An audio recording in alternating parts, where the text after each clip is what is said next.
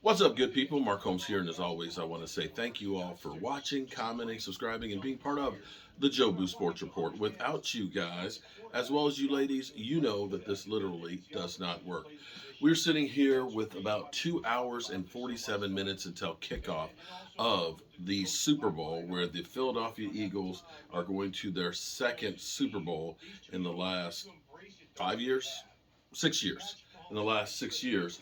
And, we are sitting here with mud on our face because, of course, we have been inept. I'll be honest with you. I feel some certain kind of way. I feel let down. I feel disappointed. And so it's kind of funny when we always point the finger and want to blame somebody for stuff happening. But we don't realize that things repeat themselves. There are no new ideas. This feels like deja vu because I want you to understand what brought the Cowboys to Super Bowls. You've got to look and point to, one, hiring Jimmy Johnson, a great coach that changed up what the Cowboys have been doing for their whole franchise. The second thing was, it's not just good enough to have good coaching. You have to have talent along with it. And so as we go back through, I want to, and I should have already had this up and I didn't. Let me pull this up. The Herschel Walker trade. Think about this. If the Herschel Walker trade had not happened, probably the Cowboys didn't have the talent that they did to win those Super Bowls like they did. And they should have won more, but Jerry Jones and his ego destroyed it. The Herschel Walker trade was the largest trade in the history of the National Football League. The deal on October 12, 1989, centered on sending running back Herschel Walker from the Dallas Cowboys to the Minnesota Vikings. Walker was included in the transaction involving the Chargers. The trade eventually involved 18 players and picks. At the time of the deal, Dallas Cowboys were one of the worst teams in the league, and the team had finished 1989 with the worst post-merger record, 1-15, trading away their best player while the Vikings believed Walker was the missing piece they needed to make a Super Bowl run. Thus, Minnesota originally felt they got better end of the deal. Instead, the Cowboys used their draft picks to acquire in this trade to get the players needing to help them win 3 Super Bowls in the 90s. Meanwhile, the Vikings did not make the Super Bowl appearance with Walker.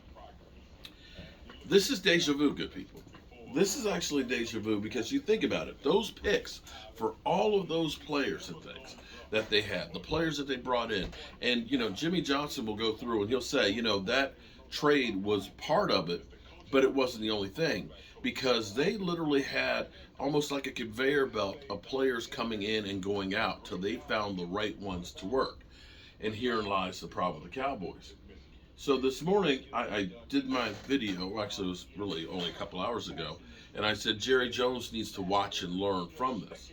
And shout out to Tommy Davis on Twitter. Twitter's a whole different beast here. If you're going on Twitter, put on a hard hat, put on some safety glasses, and some boxing gloves because it's literally war on Twitter.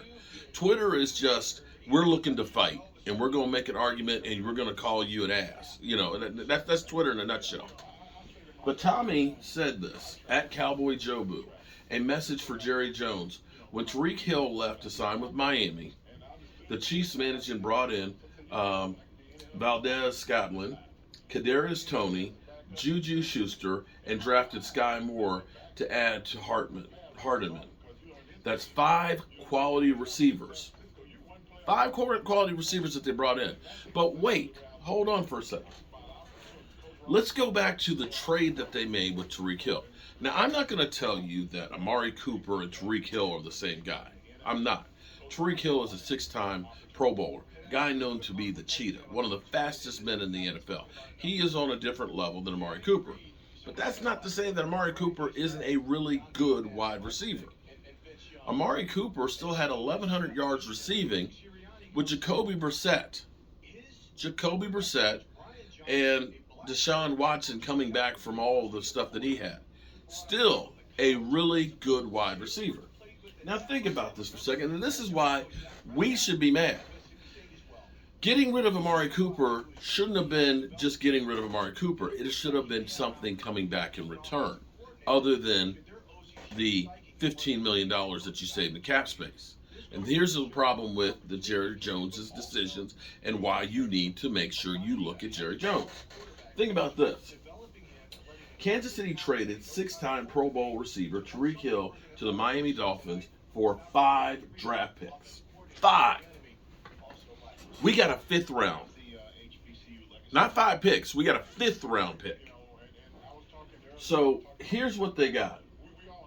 2022 first round pick, number 29 overall. Second round pick, number 50. Fourth round pick, plus a 4th and a 6th round picks in the 2023 draft. Yeah. Yeah. So, Kansas City, let's look at Kansas City's picks.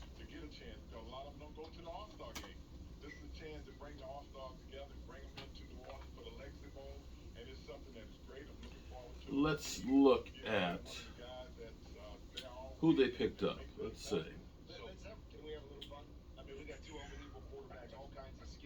So they had 2 first-round picks last year. So they got George Kafasis, defensive end, with the pick. They lost Tyreek Hill. They got themselves a defensive end. Then number 2, what did they use? Number 50. They must have traded away the second round pick, or moved back, because I don't see what that second pick was. But regardless of this, this is the malpractice of the Cowboys, where Jerry Jones goes out and just says, I want to get rid of Amari Cooper, and doesn't go around and maximize what you get from him. Understand, a player or two can be the difference of winning and losing. And what the Kansas City Chiefs did was, we're going to get rid of a great player, but we want to get some compensation that we can replace that player, and we're going to go ahead and we're going to make in some moves, bringing in guys. You remember, they also brought in Juju Smith-Schuster as well. And here is where you have to look at this and not say all things are equal, that the Dallas Cowboys were chokers. You know who the real choker is in all this? It's not Kellen Moore. It's not Dak Prescott or Tony Pollard getting hurt. It's not the players on the field. The real choker in this is Jerry Jones. You literally had a team, a great team from last year, that you just deconstructed. You made them worse. And you were too scared and worried about, the long-term situation with the Cowboys. These guys, they ain't scared. They're bold. That's what you used to be, Jerry. You were the bold guy that traded away Herschel Walker and said, let's go through. Let's bring in some players here. All you do now is sit back and just rely on the draft. You're not even doing your formula that you had years ago. So the real choker in all this is Jerry Jones. Flat out. So, yes, the Cowboys are chokers from the head guy and his son. And I'm sick of it. That's all I got for you guys right now. Right now, I'm going to go take some of my leftover chicken that I cooked this week, and I'm going to go ahead and make me some nice, hot, spicy